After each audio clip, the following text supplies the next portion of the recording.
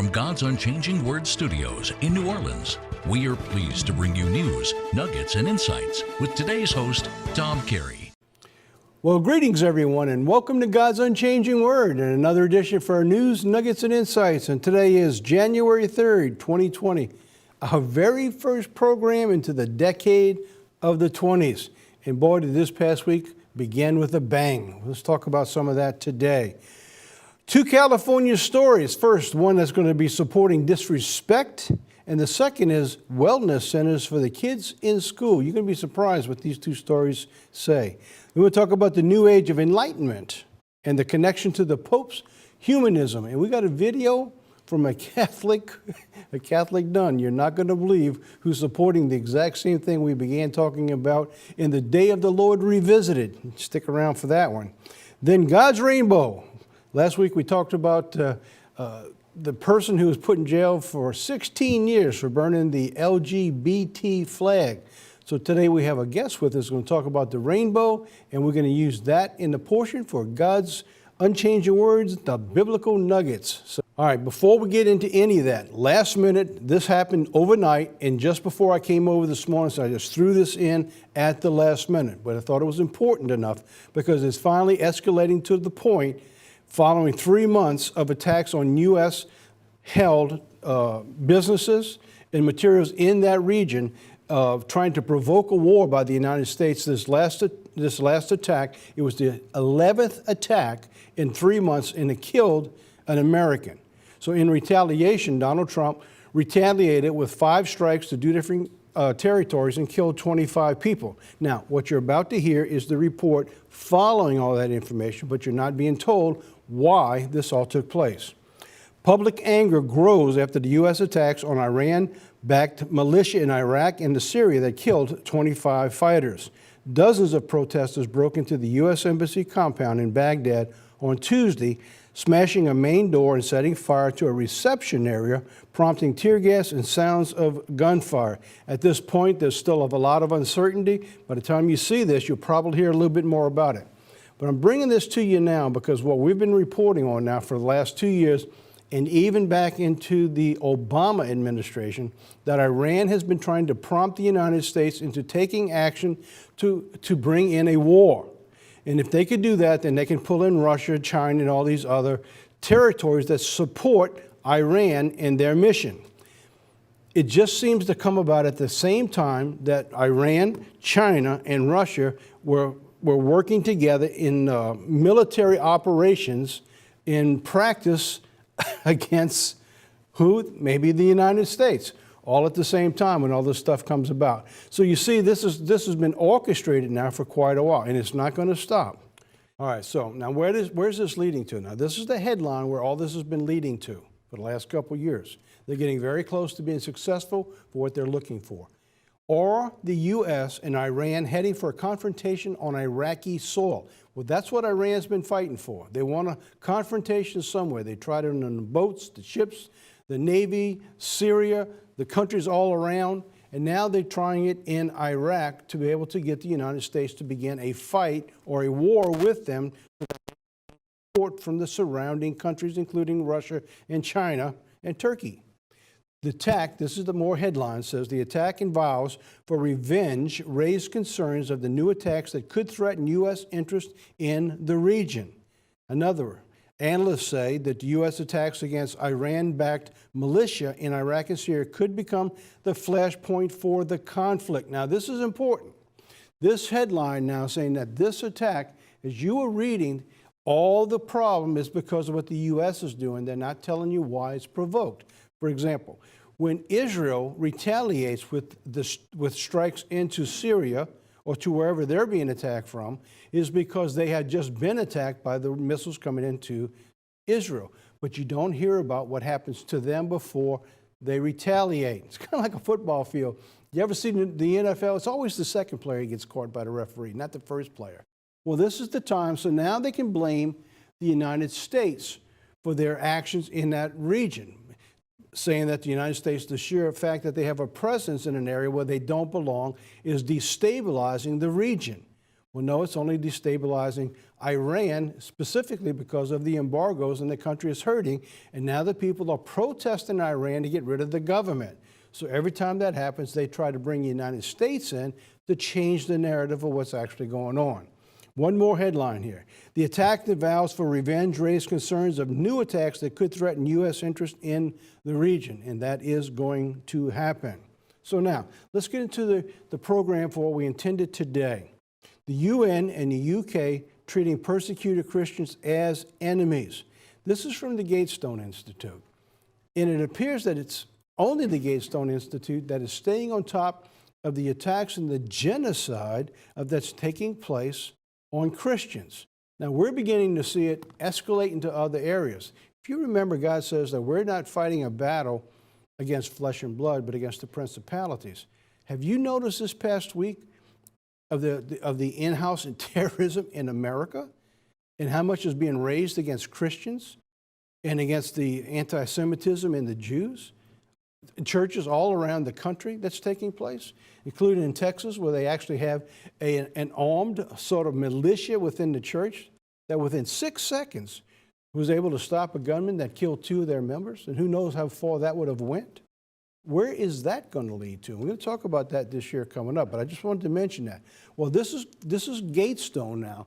Gatestone's continuing to stay on top of the Christian genocide around the world. Now, the story is this. You have this absurd situation where the scheme, as they call it, is set up to help Syrian refugees and the people most in need, Christians who have been genocided. They can't even get into the UN camps to get food, right? They can't. Now, this is the picture that was taken back from two years ago, and there was no Christians were getting in. Now, I'm going to show you statistics going to just startle you when you find out the differences of how many coming in as Christians versus Syrians being led into the UK. If you enter and I say I'm a Christian or convert, the Muslim UN guards will block you from getting in or even threaten you. Right? This is from the British human rights lawyer in the CBN News from December 4th, 2019. This is the statistics that they reported from 2017, and it got worse in 18 and 19. Out of 4,850 Syrian refugees accepted for resettlement in the Home Office in 2017, only 11 were Christians. Only 11 Christians were accepted in 4,850 Syrians. That was by the Barnabas Fund, November 2nd, 2017. And they're compiling the numbers for 2018 and 2019, but they said it's gotten no better. I wanted to bring that to you because it's a lopsided view of what the world is telling us of what is actually taking place around the world in the Christians. You know, Satan doesn't want anyone to understand what's taking place. Now, when you think about the Christian, you say, well, if you're in a church and you understand that, you know, God has called the elect out and understand the truth and the rest of the world don't yet know. But you need to always remember this. Before Jesus Christ returns, there's going to be the largest convert from Christianity into the truth at any time in the history since Jesus Christ. The Bible says in Revelation, it's a time when an innumerable multitude will be called out of tribulation. So all of these people, and the reason that Satan is going after those that they call themselves Christians, because at least they still have a link to Jesus Christ, even if they don't have the truth yet. God will open up their eyes. So what Satan is looking at, he's trying to destroy the future members of God's family. All right? So when all of that fails, he's eventually going to turn upon the elect. So right now, God's elect have protection, and that's why we're not seeing any in this. That's why we've been giving these warning messages, because it's at this time that is most important for you and I to cry aloud and spare not and let the world know what is coming. So when all this takes place, we see the 2 witnesses come on scene, and the escalation of all this persecution gets worse, then God's going to open the rest of the future members of God's family, where the innumerable multitude is going to come into the truth just before the return of Jesus Christ. All of this is playing up right now before our very eyes as we move into 2020. And I'll talk a little bit more about that in just a few minutes when we get into the Nuggets portion. Could this be the decade of the return of Jesus Christ? We'll talk about that, Larry. So in the meantime, let's keep going here. 2 stories, a little shorter stories, but important stories. California public schools. You can't, there's not too much time gets out there without bringing California back in. They got to get into something, lead the way into the debauchery, into the abyss. California, the public schools can't suspend students for disobeying teachers. You know, I heard when I saw this, it's like they just can't do enough to destroy the future of our youth. Every time they think they're doing right, they become fools, as God says. Listen to this story, all right? Now, you can't suspend kids for disobeying their teachers, so they can be as disrespectful and disobedient and rebellious as they want. Teacher can't expel them. What are you going to do? The new law in California will impact schools across the state. The law says that it's illegal for public schools to suspend students in 1st through 5th grade who intentionally defy teachers or administrators. Intentionally defy, right? I mean, these are children who are deliberately being disobedient. We can't get rid of them. We can't suspend them. So what's going to happen? Those in favor of the law claim that suspension are disproportionately used against students of color, which takes place in January 2020. But in 2021 through 2025, we'll see this extended temporarily into the 6th through 8th grades. So what are we teaching our kids?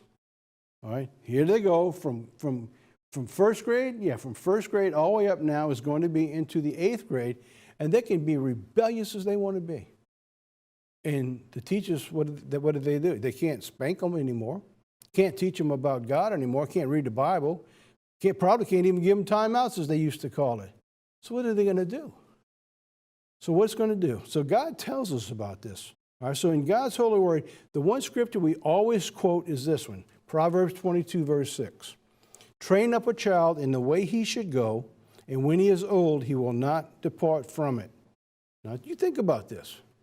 When they're growing up being rebellious and disobedient, and you can't do anything, how do you think they're going to grow up? Well, we're beginning to see it already in college institutions, where they're just defying laws and teachers, and they're going absolutely crazy, having riots and burnings. So it's only going to get worse because of these new laws. But there's more scriptures God's got to say. Proverbs 23, 13 and 14. Do not withhold discipline from a child. If you punish them with the rod, they will not die. Punish them with the rod, and you will save them from death. So the world now has turned this, as God said they would, upside down. So what they're trying to do totally goes against what they're trying to achieve. So it won't get any better. Now, there's a lot more scriptures, but those are the 2 that I want to bring. But this is important, and this is the very core of why the breakdown exists. It's found right here, Deuteronomy 6, verses 6 and 7. These commandments that I give you today are to be in your hearts, and press them on your children. Well, the parents have gotten away from God, so the children have gotten away from God. Because we break down the very basic principle of what God told us to do. If you do that, you'll have less disobedience. All right, going on. It says, talk to them when you sit at home, when you walk along the road, when you lie down, and when you get up. Well, we as a nation have taken it from our institutions, from our schools, and we've replaced it with everything that you can think of in this immoral society that we live in. Parents have got away from God. In fact, there's over 50% now won't even use the Bible. Even the agnostics and those who don't believe in God have grown to the highest level ever recorded in mankind. When you break the very foundation and the roots that bring blessings in life, you're going to pay the price with curses and death. And that's what God says right here. If you don't punish them, if you don't correct them, and you don't give them the law of God, you won't save them from death.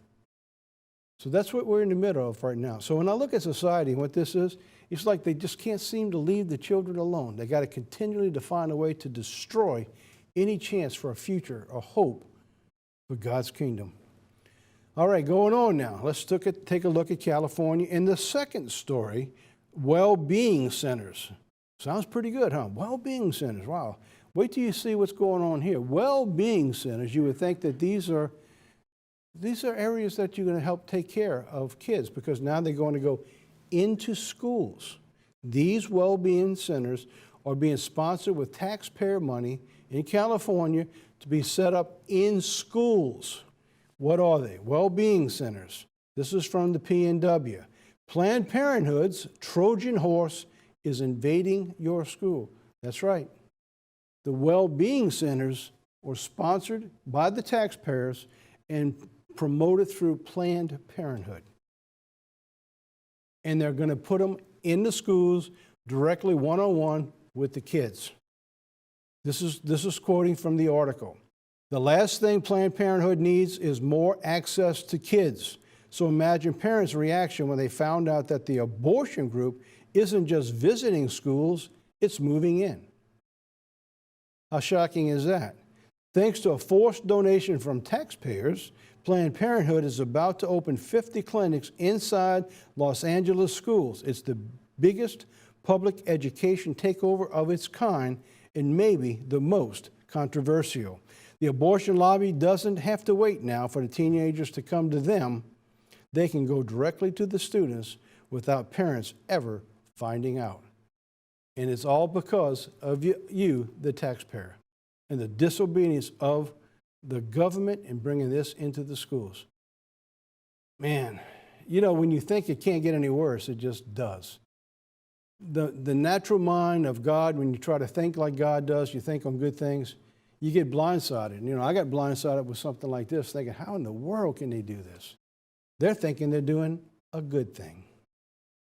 The new plan, this is a quote now, the new plan is genius, it says. Really, for Planned Parenthood, it's a down payment on future business. What they're about to find out, though, the article says, that they're about to find out is that once you subsidize Planned Parenthood's message of sex and more of it, the problems skyrocket. And they're going to find that out. Unfortunately, the kids are going to pay the price. We need to pray that God's kingdom comes soon, because the children, they're not going to have a chance. You know when God says that if he didn't cut time short, no flesh would be saved? Well, you can see why. The whole world, it's getting to the stage right before the flood where God said it was only in man to do evil. By the way, this is not in my notes, and I just heard this last night on the news. I'm going to cover it this year now, this coming year.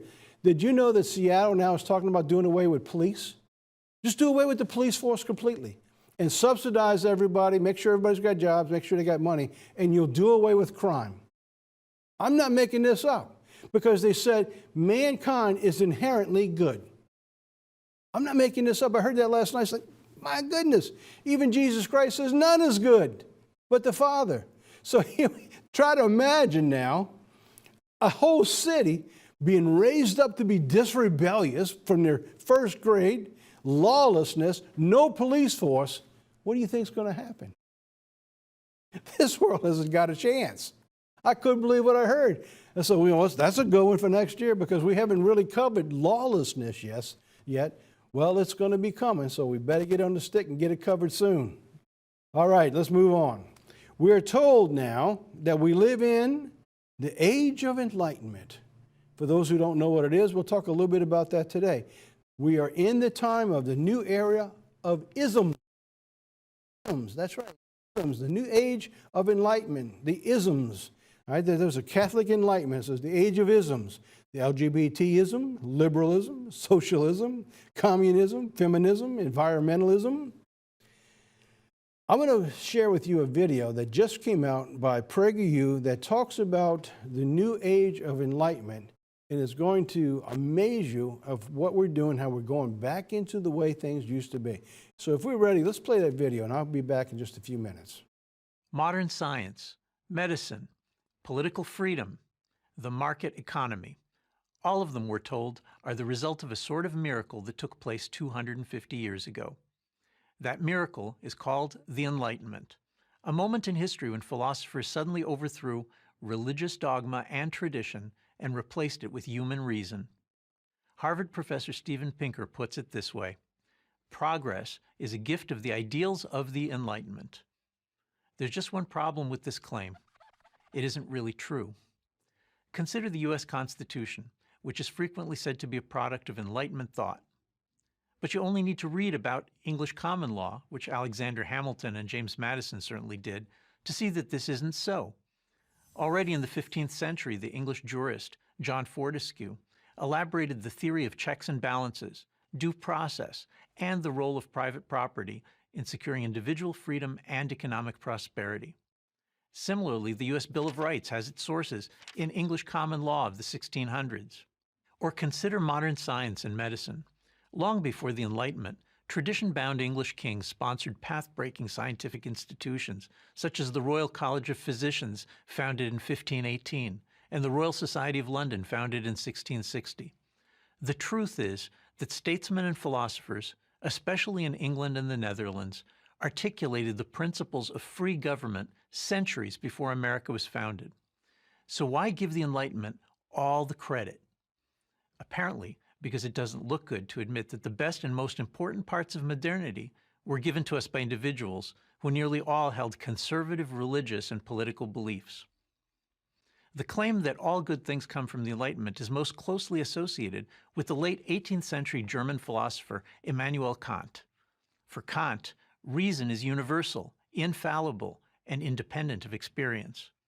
His extraordinarily dogmatic philosophy insisted that there can be only one correct answer to every question in science, morality, and politics, and that to reach the one correct answer, mankind had to free itself from the chains of the past, that is, from history, tradition, and experience.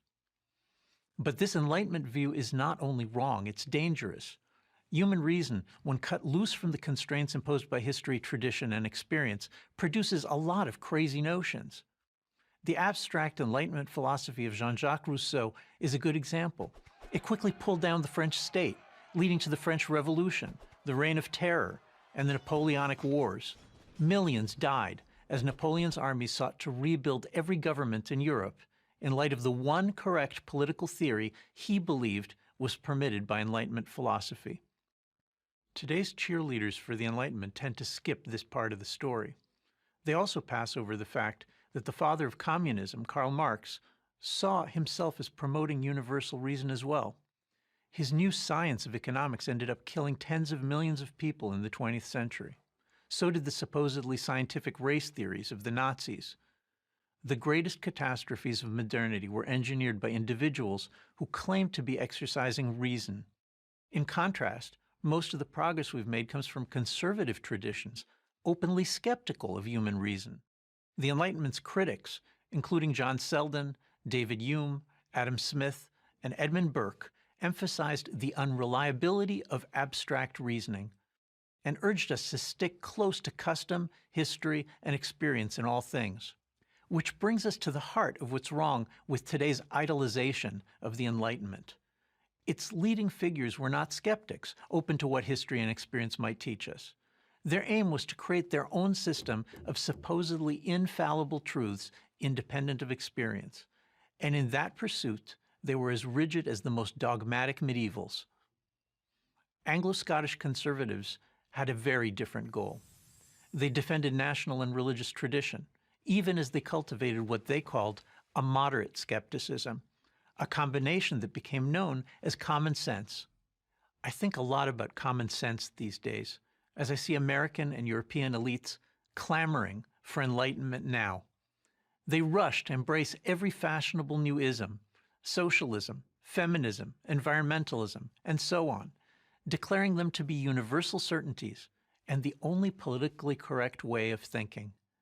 They display contempt towards those who won't embrace their dogmas, branding them unenlightened, illiberal, deplorable, and worse. But these new dogmas deserve to be greeted with some of that old Anglo-Scottish skepticism.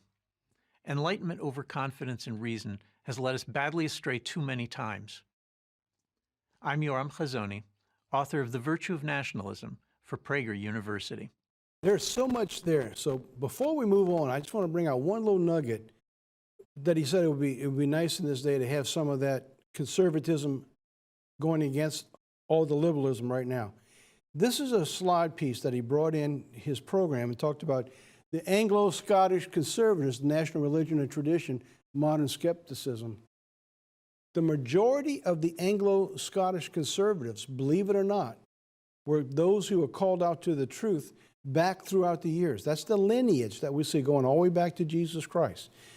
If you get or go online and watch the Holy Roman Revival, in a couple of those three-part series there, we show that the migration of God's elect, how they were persecuted and moved, and they were moved from Jerusalem across into Europe and then further into northern Scandinavian countries.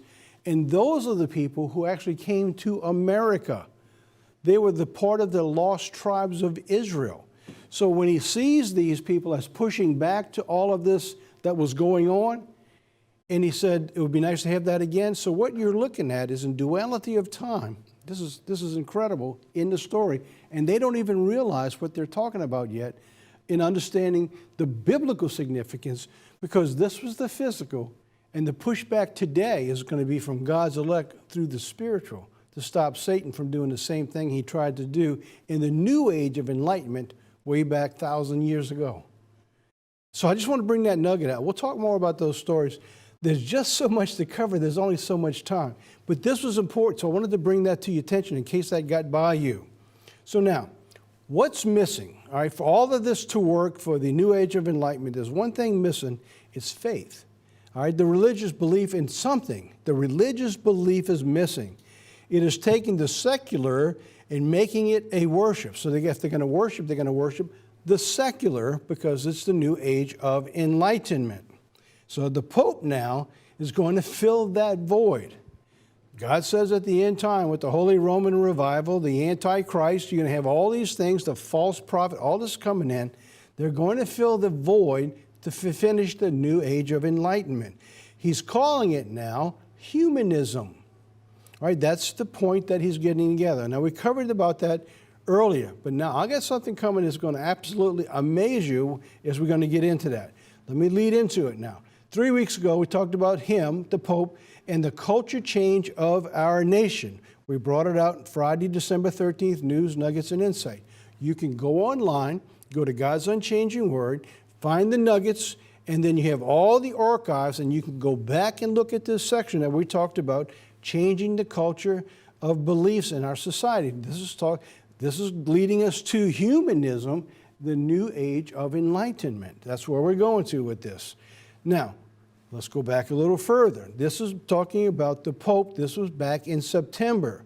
All right? The Pope Francis is inviting new world leaders and young people to come together in Vatican, May 14, 2020, for an event called Reinventing the Global Education Alliance, right? So let me back that up. We covered that now, and again, this is online.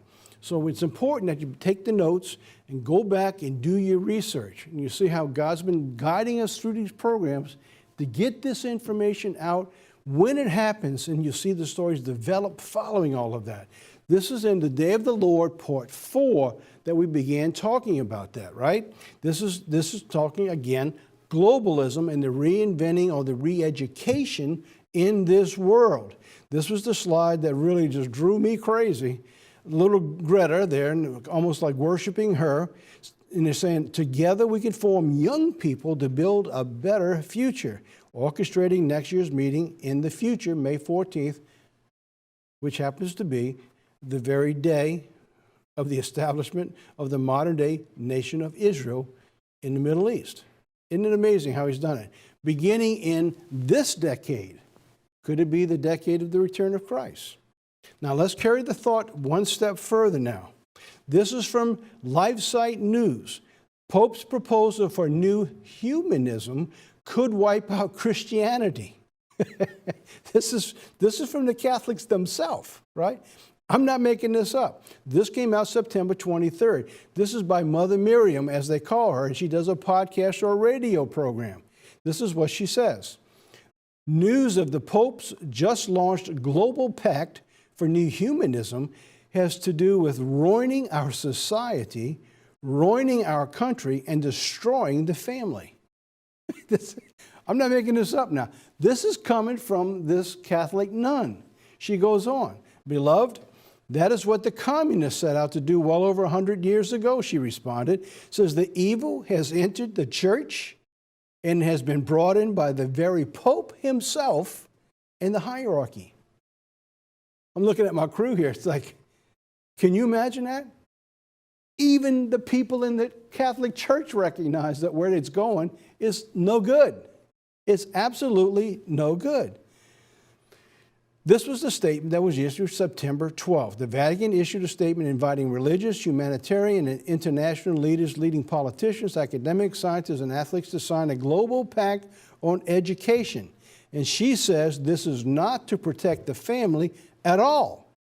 An educational village that will once and for all destroy the family and the human race. Well, that's Satan's plan. Even inside the Catholic Church, they understand this is going on. All right, so now, there's about a 30-minute video that's out there. I just scooped up about 3 minutes, a little over 3 minutes. And I want you to hear from her what she says about the Pope in this new age of Enlightenment humanism. So let's take a look at that, and I'll be right back. So it was a glorious weekend, and we did not awake this morning to glorious news, and it all has to do with ruining our society, ruining our culture, destroying the family. Let's see, what is the date on this? Friday. This is Friday's date from LifeSite News. And the headline is Pope Francis invites religious political leaders to sign global pact for new humanism. Did you hear that, beloved? A new humanism. And as you will see, it's not a better humanism. It really is a new humanism, not the one that God gave. This is from Rome on Friday from LifeSite News. And it said, many of you may have already read it, in a renewed and enthusiastic endorsement of globalism, beloved. I can't speak. Globalism is an attempt to simply control the population of the world. And it will be destructive, it will be immoral, and that's what it attempts to do. Pope Francis has announced he is hosting an initiative for a global pact, PACT, to create a new humanism. The global event to take place at the Vatican on May 14th, 2020, that's next year, is themed Reinventing the Global Educational Alliance. Can you imagine? In the scriptures, St. Paul says, what alliance has Christ with Belial, which is the devil? And now we're doing it. Now it's planned for the church, headed by the Pope, to do it. According to a Vatican statement issued Thursday, September 12th, the Pope is inviting representatives of the main religions, international organizations, and various humanitarian institutions, as well as key figures from the world of politics, economics, and academia, and prominent athletes, scientists, and socialists to sign a global pact on, you got one guess, it has 4 syllables, and it begins with an E, a global pact on education, so as to, quote, hand on to younger generations a united and fraternal common home. And I'll tell you, beloved, it is the common home of the devil. There is no common home we have but heaven and Christianity on earth this side of heaven. We have no common home. That's amazing. Absolutely amazing. I don't know how long they're going to let us stay online being able to do this, but the common home of the devil, from a Catholic nun within the Catholic Church, talking about exactly what's coming, that the Bible warns about in Revelation, that this this beast is going to rise up. It's going to deceive the whole world. And now we're being told from even those inside the Catholic Church. This is phenomenal times we're living in. I wanted to bring that out. There's about 30 minutes, so I'll go back to it and take a look and see if there's more we want to bring out. But it pretty much was the gist of what I wanted to bring to you today. All right, that's it for our first half-hour program. So now, when we come back, we're going to be talking about God's rainbow. We have a guest in town, Chuck Baker from Daytona Beach, Florida, and he's going to present something that maybe you haven't thought about with the rainbow. So before we do, we have New Year's, and there should be one more word on here. I don't have it. New Year's hope. So let's play that little video, and I'll be right back for the Nuggets portion of our program.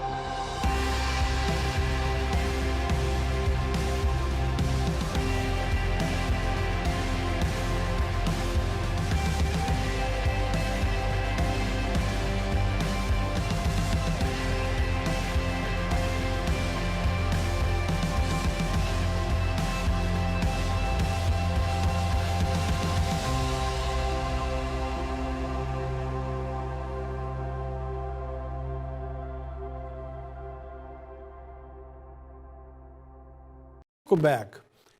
All right, let's get into our Nuggets portion of the program. So if you watched the program last week, you saw us talk about the story of the young man who actually, unfortunately, stole the flag, so he broke the law, but he was given 16 years, all right? But it was the LGBTQ flag. So we're going to talk about the LGBT flag, but we're going to talk about it from God's perspective, not Satan's perspective, of how he's perverted God's rainbow. All right, so let's talk about that. This is what we said last week. This was the hypocrisy that we began telling the story of the disrespect to the American flag and how this man was sentenced to 16 years for burning the LGBT flag. He was brought in for a hate crime. So now to take the story from this into God's Holy World and the Rainbow, we have a guest in town, Mr. Chuck Baker, who's our minister in Daytona Beach, Florida. Chuck, welcome to New Orleans and God's Unchanging Word. Tell us about God's flag. Thank you, Tom. As you talked about the rainbow, it's a simple thing, it seems like, but there's a lot more to it than that. If we look, we have the hidden covenant between God and man. We've got a rainbow here. This is a picture of a real rainbow. It's beautiful, you know, of course. It's there. This is not a Photoshop picture. This is a real picture of a rainbow. If we go to Genesis 8-17, it says, God spoke to Noah and his sons, saying, as for me, behold, I establish my covenant with you and your descendants after you, with every living creature that is with you, the birds, the cattle, every beast of the earth that is with you, of all that go out of the ark, every beast of the earth. Thus I establish my covenant with you. Never again shall all flesh be cut off with the waters of the flood. Never again shall there be a flood to destroy the earth. Going on, it says, and God said, this is a sign of the covenant which I make between me and you, and every living creature that is with you, for perpetual generations. I set my rainbow in the clouds, and it shall be a sign of the covenant between me and the earth. He says, I set my rainbow in the clouds. My rainbow, he says. And it's a sign of the covenant between me and the earth. It shall be that I bring a cloud over the earth, and a rainbow shall be in the cloud. And I will remember my covenant, which is between me and you and every living creature that of all flesh. The waters shall never again become a flood to destroy all flesh. Going on in 17, it says, the rainbow shall be in the cloud, and I will look on it to remember the everlasting covenant between God and every living creature of all flesh that is on the earth. And God said to Noah, this is a sign of the covenant. So as we see here, we see the rainbows. These are beautiful pictures of rainbows. This is what God's talking about. It's something that we understand, that we've always been taught about the rainbow and the flood and Noah. This is some pictures here of these beautiful rainbows that God created, that God put in the clouds. And he says, every time we see this, you can rest assured that God's looking at these rainbows like he said he would. He's looking at it and he remembers the covenant he made with not only man, but with every creature, with every beast of the earth, and with the earth itself. These are just a few pictures of these rainbows, these beautiful, beautiful rainbows that God created. Now, as we talked about earlier, as Tom talked about, what Satan has done is, again, he's got another deception. He's taken this rainbow and he's corrupted it.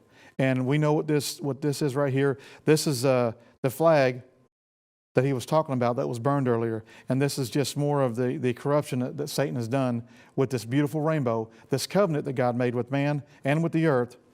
And these are just some pictures of what they've taken and done with this. And this was in the Obama administration. We remember this right here. I'm sure he wasn't reminding us about the covenant with God with this. He was back in the gay pride parades and everything like that. Now, here's what Tom was talking about earlier. This guy here got 15 years, 16 years in prison for burning the LGBTQ flag. And like he explained earlier about this, you get the same crime. You get the same time for other crimes that are way worse than this.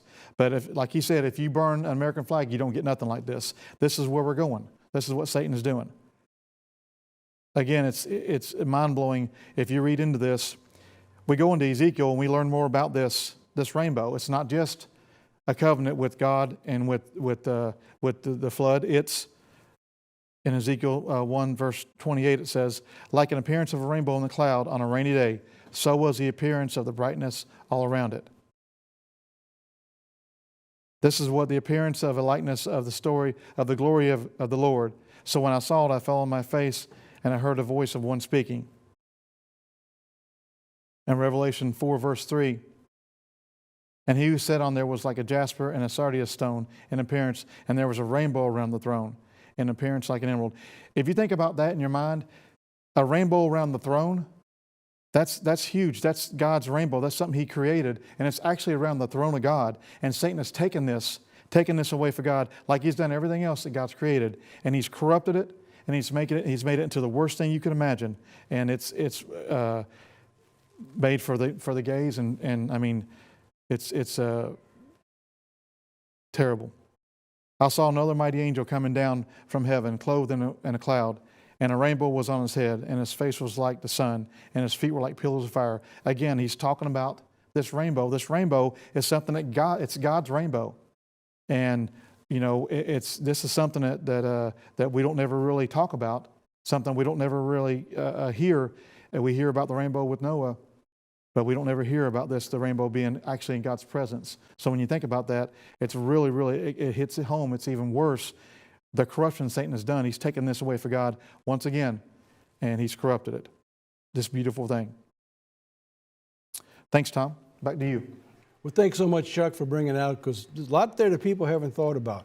All right, so now let's take Chuck's theme, and let's take it a little bit further now on God's rainbow. Revelation 4:3 says, and immediately I was in the Spirit, and behold, there was a throne that was set in heaven, and one sat on the throne. And he that was to look like jasper and sardis stone, and there was a rainbow round about the throne in the sight unto like an emerald. So now, at God's throne, which we don't think about very often because of the gay movement and them stealing the rainbow, so to speak, the theme that is representative to God, that God has actually placed it around his throne. It's like a reminder of the covenant that he had. You almost have to wonder, because of man's sins, that he needs to keep it out there so as not to destroy man again like it was done before. Verse 4, round about the throne there was 24 seats, and upon the seats I saw 24 elders sitting, clothed in white raiment, and they had on their heads crowns of gold. So you get an idea of all this is going on around. And over the whole thing, it says, there's a rainbow. And out of the throne proceeded lightnings and thunders and voices. And there were 7 lamps of fire burning on the throne, which are the 7 spirits of God. Now keep this in mind, this setting. I'm going to come back to the setting in just a second. I'm not going to go back to the scripture, but I'm going to show you how Satan has perverted the rainbow because, see, he wants to sit in that seat. All right, let's go on. All right, Revelation 10, verse 1. And I saw a mighty angel come down from heaven, clothed with a cloud, and a rainbow was upon his head. Now, this is a powerful angel. This is a mighty angel, as we know that God has ranks in his angelic world. Remember, one of God's prophets was praying for 21 days, never got an answer. Why? Because there was a battle going on between these angels, and God had to send Michael, the archangel, to come in to rescue that angel to send him to Daniel. Remember that? All right, so let's go on. And it says, on his face was as the sun, and the feet as pillars of fire. Now, this angel comes, he's cloaked in power of Jesus Christ. Now, this is not Jesus Christ, but he's cloaked in the power, like he has this very special mission that he has to accomplish. And when you look at Revelation 10, the mission was about to blow the 7th trump for the return of Jesus Christ. And what's on his head? The rainbow. There it is again, all right? So let's go on. All right, on his head, the rainbow was the covenant with man, and it's also the sign of peace, because God says he's no longer going to destroy the earth, and he put the rainbow out to let us know that he wasn't going to do that. So now, let's take it to where Satan has brought the rainbow in his perversion. He says, you are fallen from heaven, O Lucifer, son of the morning, how you are cut down to the ground, which did weaken the nations. For you have said in your heart, I will ascend to heaven, I will exalt my throne above the stars of God. Remember what we just read in Revelation now. Remember the throne of God, all the elders, everything that was coming out, and there was a rainbow over it? Well, he takes the rainbow on the earth because he says, I'm going to exalt my kingdom above them. What he wants to wear that rainbow that's in God's heavenly realm. He says, I will ascend above the clouds. I will be like the Most High. In fact, God says he's going to go and be better than the Most High as he goes on. Ezekiel 8, verse 3. Now, this is a really important chapter for a number of reasons. I can only get into part of them. This is where God takes Ezekiel by a lock of his hair. It lifts him up into the sky, and he just kind of carries him over Jerusalem, and he moves him step by step. And as he moves him step by step through Jerusalem, he's moving him closer and closer to the inner sanctuary of the most holy, or the Holy of Holies in Jerusalem. And each step of the way, God says, see what they're doing? And each step of the way, they're doing worse and worse and worse. And that's the background for the theme we're looking at here in Ezekiel 8, verse 3. So he says, I put a form of my hand. He took me by the lock of my head, and the Spirit lifted me up between the earth and heaven, and he brought me in the visions of God to Jerusalem, to the door of the inner gate that looks toward the north, where was the seat of the image of jealousy, which provokes to jealousy. See, this is referring back now to what we just went to in Revelation, which is the throne of Jesus Christ. And in that throne realm, with all these elders and the angels and the power and the lightning and the beauty of it all, there's this rainbow. So Satan has captured the rainbow on this earth, so that he's going to ascend so that he can be on that seat that provokes him to jealousy. Right, going on from this, and he brought me to the inner court of the house, the Lord's house, and behold, at the door of the temple of the Lord, between the porch and the altar, there were 25 or 5 and 20 or 25 elders. Now he's at the closest point to the inner sanctuary of God. Now these are the elders. This is the high priest that served God at the most important part of the realm, the closest to God himself. Now remember, on earth, what they used to have to do when they approached kings, and they'd always bow, they couldn't turn around and walk away. They actually had to take and bow and walk back ways until they were out of the sight, because they were not allowed to have their backside facing the king. Okay? Here we have 25 of the elders, like the priest, serving God, and their backs are facing the altar. They have turned their backs on God. So what are they doing? With their backs toward the temple of the Lord, their faces toward the east, they worship the sun toward the east. Now, when is the sun in the east? Only in the morning. So what we're looking at right here in Ezekiel 8 is God calls it the most abominable of all their sins, is turning their backs on God and worshiping in a sunrise service. When do we have sunrise service around the world? Basically, there's only one time known that we do that.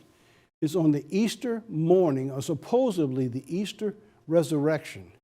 So what Satan has done is deceived mankind at the most holy time, closest to God, turn their backs on God, rather than worshiping Jesus Christ who sits on the throne. They have now turned their backs and worship Satan in the east on that morning. That's what you're looking at. It is the seat that provokes the jealousy. And what's the reminder of it all? He wants the whole world to know that around that rainbow is his. He has perverted it, and he's going to sit on that throne.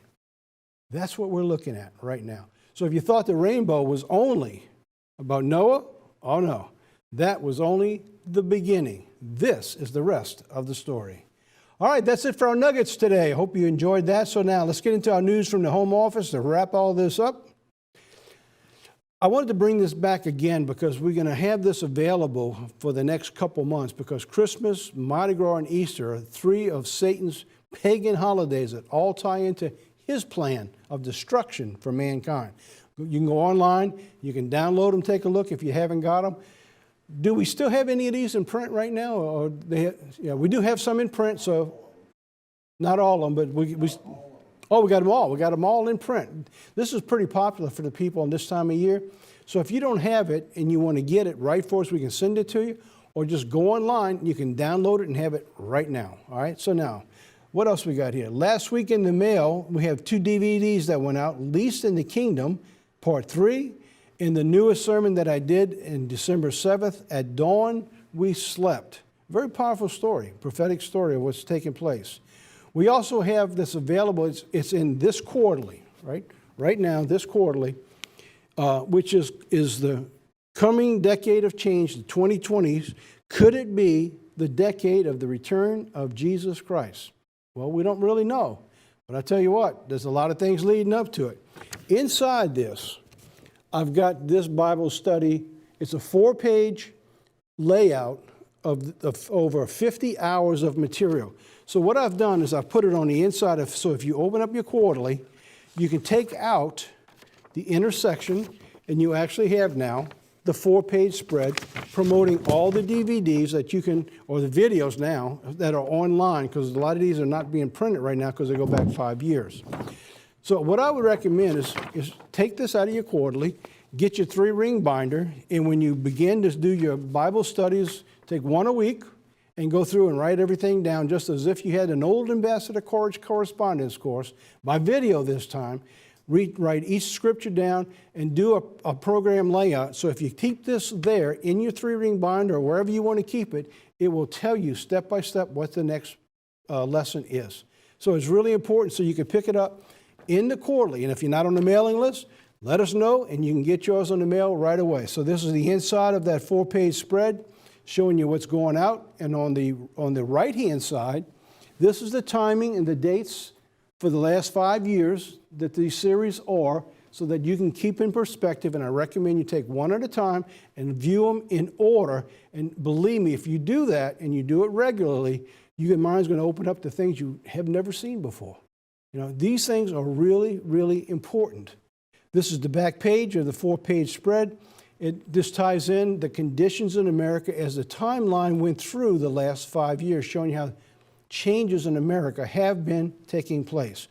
Also in the mail this week, as I just showed you, is our quarterly. It's going out. Now, it's going to be a little late. Our new printer, as new things do, broke. So anyway, as I left my house this morning, the guy's at the house right now fixing the printer so we can get this thing going.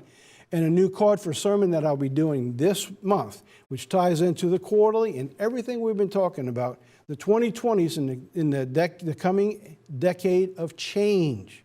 So we'll be talking about that in just a couple weeks. Well, that's it for our program. So this week we have Caruso. So we'd like to bring you a little humorous, little upbeat story. This is one of mine and Audrey's favorites on Caruso. This is the Caruso Avalanche Rescue. A little short video. Get the kids, take a look, and I'll be right back.